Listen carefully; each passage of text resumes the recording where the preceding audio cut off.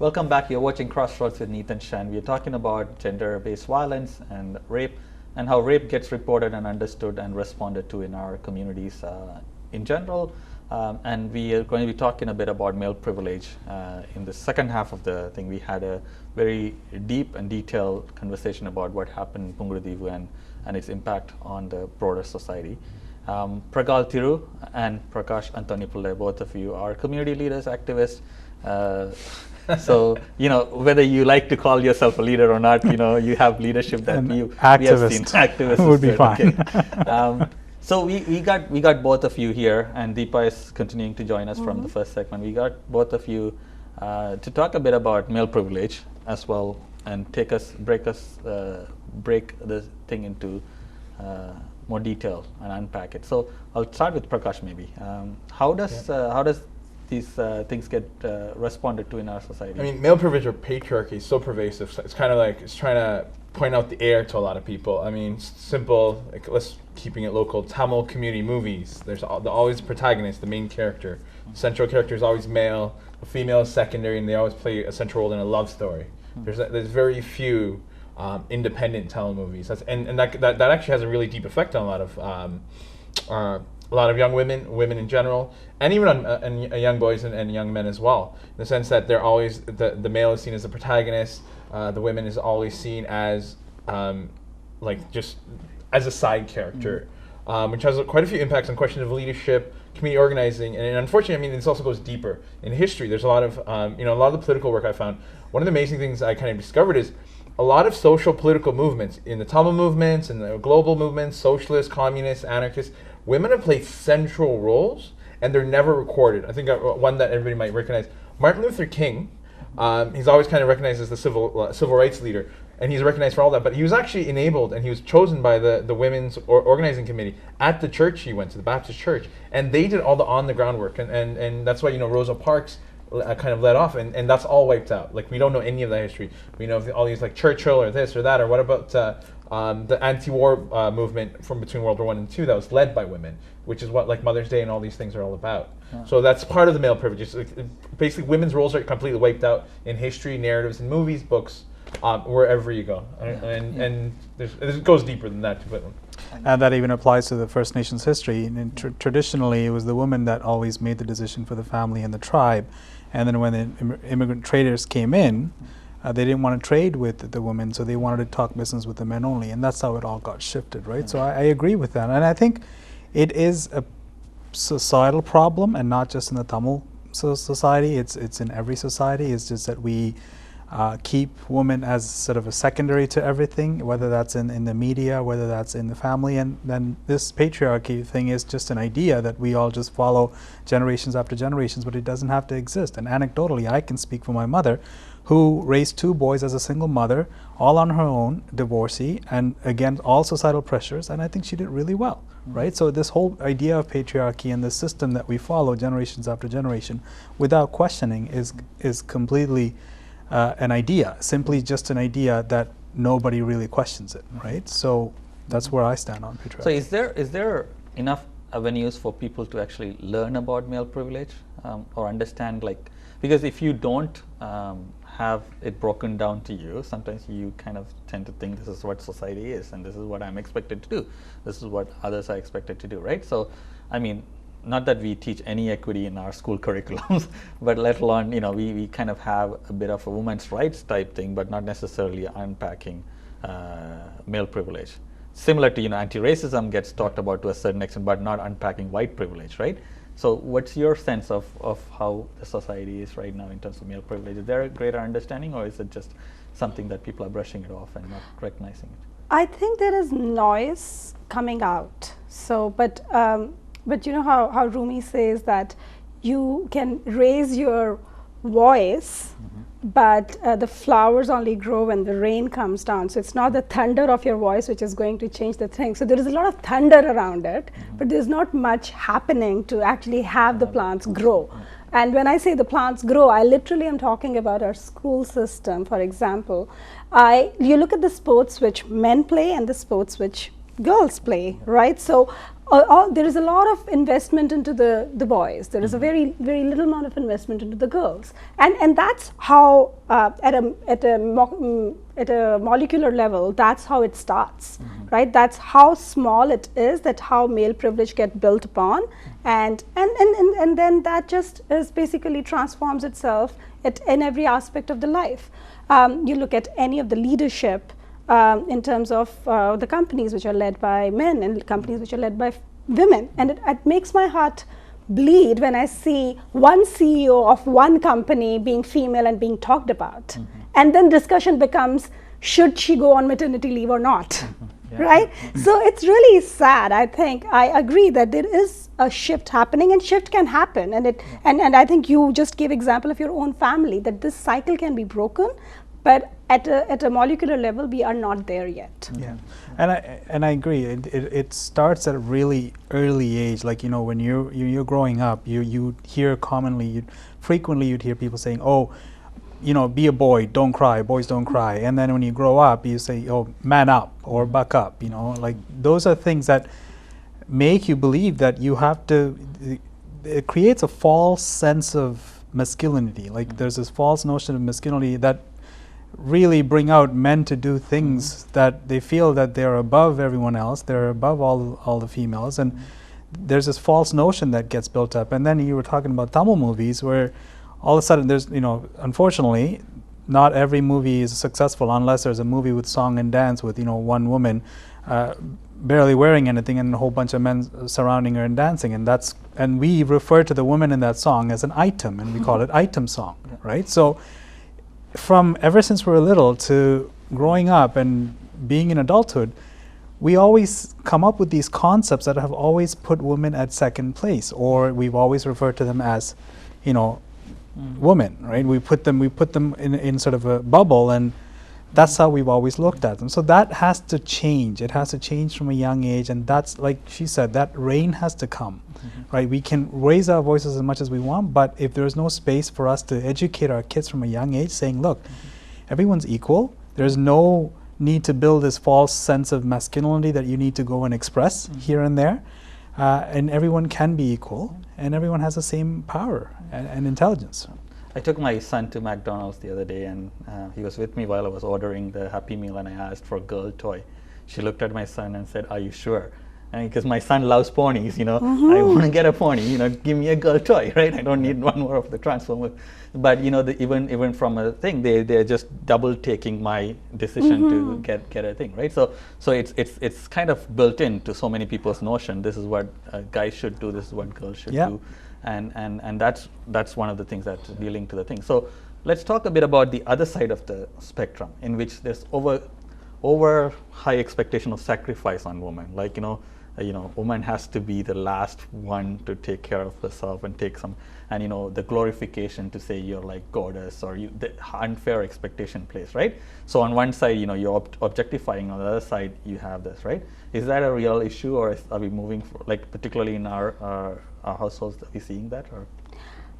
If I can take the first stab at it. To be honest with you, that whole concept of it, that a woman has to sacrifice herself, it's not only ingrained in our movies or in our day-to-day conversation. It is actually ingrained at a very deeper level, whereby when a woman takes maternity leave, no one blinks an eye. And when a man takes a parental leave, everyone is like, "Oh wow, he took time off."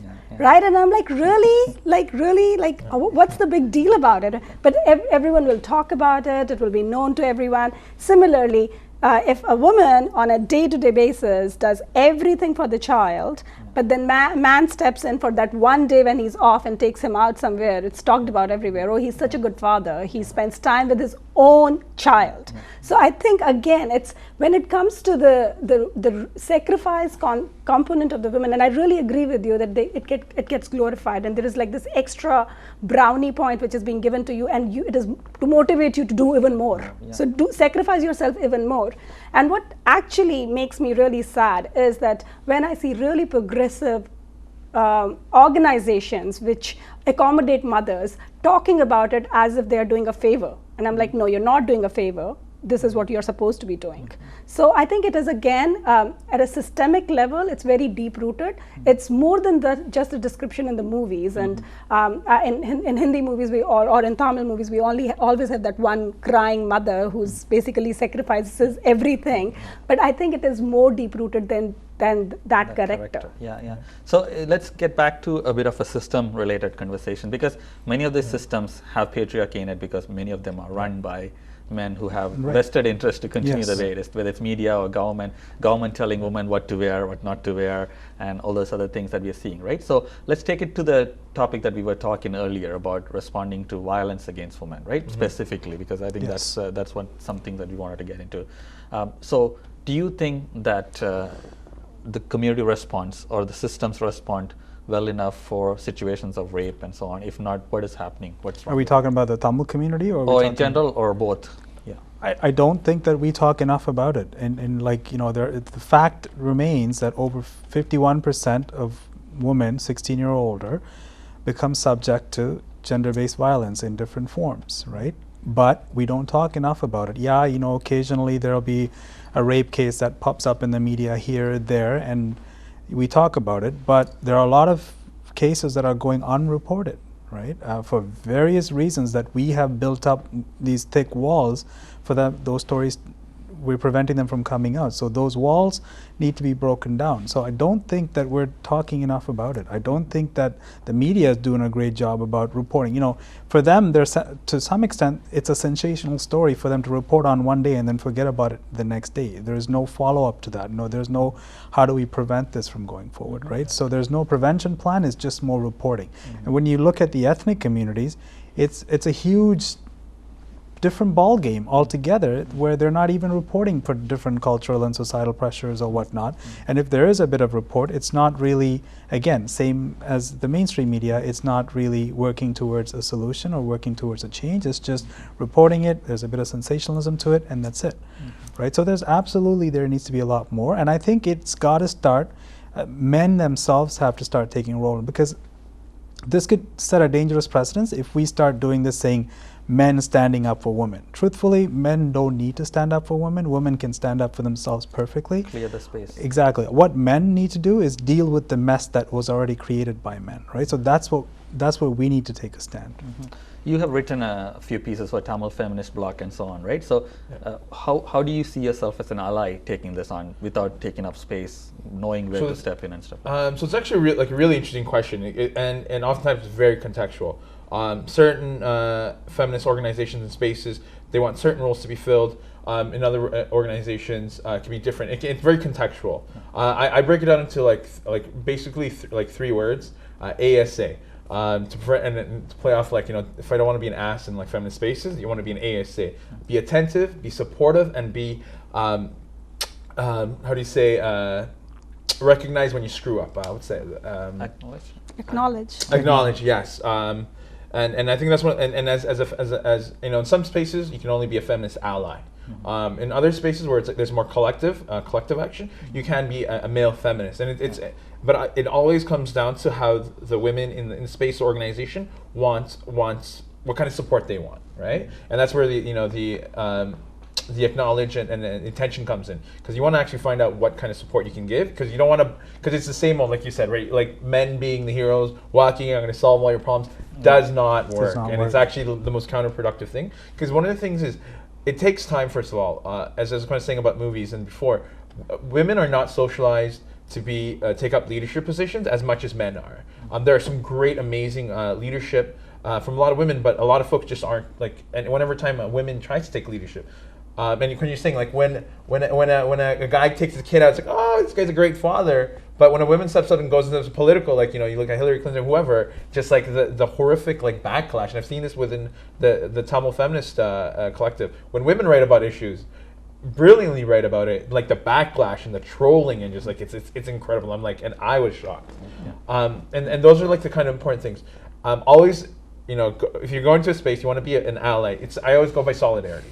When you're looking at another struggle, you're not going to go in and tell people what to do. You're going to listen. You're going to acknowledge what's going on. You're going to try to understand, and then whatever we can support, whatever support is wanted by the other group.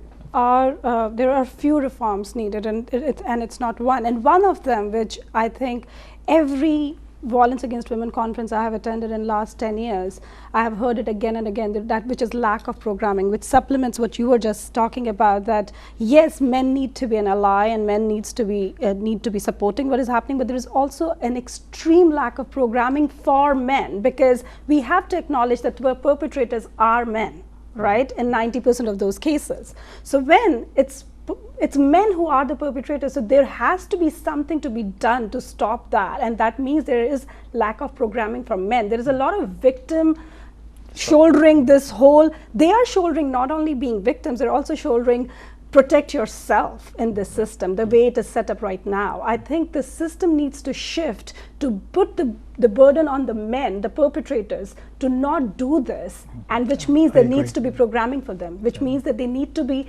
engaged, and engaged again at a molecular level when they're young, not when they have already done something. Like, so right now in our legal system there is a program called PARS, which is Partner Assault Response Program, which is counseling for men who have already committed a crime. I'm like, where is the crisis intervention when this was getting escalated to that point where it could have been prevented? So someone doesn't need to get hurt for them to be prevented from that hurt, right? So I think that's a big gap, which I at least see from my work at South Asian Legal Clinic. Another thing which I see is a huge gap is the safe space for women to actually come out and talk about, and not only women, in heterosexual normative way, women from trans communities, women from LGBTQ communities, for them to come out and acknowledge that this happened to me and this happens and this is how it happens. Because as I was talking in the earlier segment, the legal system, the way it is set up is that rape, if it happens, has to be proved medically. And medical checkup, sometimes it won't show. So then it is not a case enough to be brought forward to the court. And a woman who has gone through that experience doesn't want to go through it again, ever. So if she won't report it first time, and if she has reported first time, the experience is so horrific through the legal system that she won't report it second time if it happens, or she won't tell her sister of hers, report it, because it's worth reporting. So I think the word goes around and people don't come to the legal system because there are barriers which are very deep-rooted and very systematic.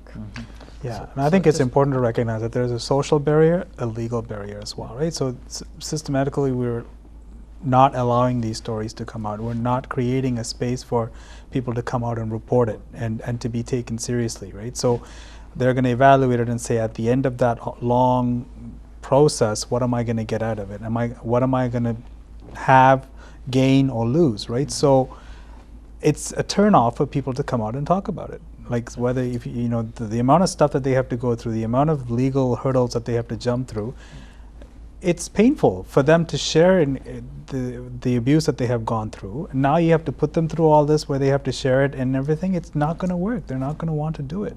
And then added to that, the racialization and the low socioeconomic status and so on makes it even further difficult as a multiple barrier. Absolutely. So we are coming to towards the end of the show. I just wanted to maybe quickly get both of you to talk a bit about where, like, in our society, sometimes when we're talking about women's rights, sometimes there is this feeling among some men, or many men, that, you know, women have gotten it already. They're running the show. That they almost feel as if, you know, they've arrived at where it is. It's our time. You know, why are you always talking about women's stuff? In your sense, is that true? Have we arrived as status? Where are we failing back? Because it's important for people to notice how uneven things are. They're not. Some of them are not seeing it because they're seeing, you know, more girls graduating from high school than men, and more success in some ways in certain areas, right? But at the same time, they're not looking at who makes up the corporate sector, who makes up the media, who makes up the government. Absolutely. And who has to. Why is childcare a woman issue, right? And that kind of stuff, right? So no, I agree. To answer your question, have we made progress? Yes. Have we come a long way from the person's case? Yes, we have. But can we improve? Absolutely. There's tons more to improve on, right? Yeah, like you just said, childcare. There are certain roles that are naturally expected to be or perceived to be a woman's role in the society. There are certain things that we say, it's normalized, and we just say it as if it's just normal. We don't really think twice about what we're saying. So there's a lot of things that we can do in our regular lives that on a daily basis that can help eliminate these things. So I don't agree with that approach, saying yes, they've got their rights. There's tons more to do. There's a lot of areas that, yeah, there are a lot more girls graduating perhaps, but there are a lot of hidden issues that we're not seeing. We're seeing these numbers coming out of schools and we're seeing all these different stats and figures, that's great, but a lot of the hidden issues that are underneath, nobody's talking about them. So until we create a space for where people can come out and talk about it and address it, I think that work is ongoing.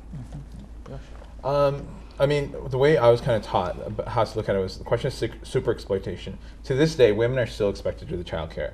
So, like, for example, like, and this is even in my family, right?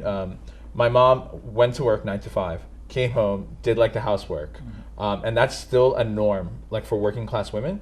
I think there's lots of success for certain groups of women that have gotten lots of rights, and that should be the model of trying to get more rights. But there's a lot of the caretaker program, where like Filipino women are brought over and have absolutely no rights and are basically like just doing all this reproductive labor for families, and they have like have to abandon their families. The question of like indigenous women, the violence against them, the missing and like murdered indigenous women, like throughout like all of Canada, Turtle Island. Every now and then you see these like ridiculous, like just horrific cases of like sexual violence pop up, and then it's always like the women's fault. No, like you have somehow controlled 5 guys to physically attack you, rape you, and like it's still you still have those going on, and the legal barriers of trying to even change that. Yeah. We are so far away. If you like in Scarborough, you walk through like there's women that are working like 14-hour days. It's like working in the factory and like their kids. It's like. And I think one of the questions that I didn't touch on is I think having for guys is really important. Having models, role models of like, hey, this is wrong. This is like, and I'm really happy that dude that was caught like with the female reporter like screaming obscenities. Yeah. That like, I mean, it's a sign. It's a start, right? It's a start. And how like language itself is a weapon against women in a lot of places. We're not even beyond that step. Like we haven't even gotten the language right. So we're such a long way. I mean, and I'm glad in our community there's like there's lots of discussion going on. I was at a Tamil Studies conference event. We're talking about. I mean, we're also facing so many just like horrific things back home and here. The question of sexual violence, and there's like so much leadership in our community that's coming up, women led, and these discussions are happening. And that that organizing is always happening, and the more we support. Yeah. So I mean, the critical questions is about how much does a woman make, and who is overrepresented in minimum wage jobs. That's and part of things it, like that, exactly. right? And then also like who makes up leadership in our community organizations, not just our community organizations. Well, that's a big question. You take or even elected office. What's the representation of women in parliament versus men, right? So I want to finish off with you for the show. What do you expect from a male ally fighting violence against women or fighting for women's rights? I think, I'm sorry, I forget him, Prakash. Prakash actually summed it up really well when he was talking about it, what a male ally can do. I think it is a two-way street. A male ally needs to remember that they need to stand there in solidarity, but also acknowledge that the perpetration actually happens from men. So sometimes when there is this sole man in the room and a lot of people are looking at them and talking in anger, they need to take it with grace, because they need to remember that it's their kind which has perpetrated violence for centuries. So if they are going to be there, they will have to acknowledge that. But at the same time, I think what is really important for us to remember as people who call themselves advocates or feminists, that when we talk about violence, we talk about safety for women from violence, not only from the violence which happens at home, but also violence which happens within the systems. So it is violence and the racist attacks, both at the same time. And unless and until we do that work in cohesion, we will still be failing ourselves, because then we will have equity of only one kind and not another. So I think anti-racist work with feminist work needs to work and happen in tandem. They cannot happen in silos. That's a great point, and great point to finish off as equity-seeking groups that are both racialized and fighting for women's right to acknowledge. So thank you very much for taking the time and helping us unpack male privilege, and also to kind of look at violence against women related discourse and how it should be done. So hopefully, you know, the case that we talked about from Pungurudivu, the family gets the justice that's necessary, but also leads to legal reforms that can actually protect more rights for women. And so thank you again, Prakash, Pragal, Deepa, for coming and sharing your thoughts, and hopefully we can join another time to take this further. Absolutely. So thanks viewers for watching CrossRoads with Neethan Shan. We had a very deep discussion about violence against women and the ways how we can address this, how we can unpack male privilege in our day-to-day life and at a systemic level. We'll see you next week with another topic. Thank you.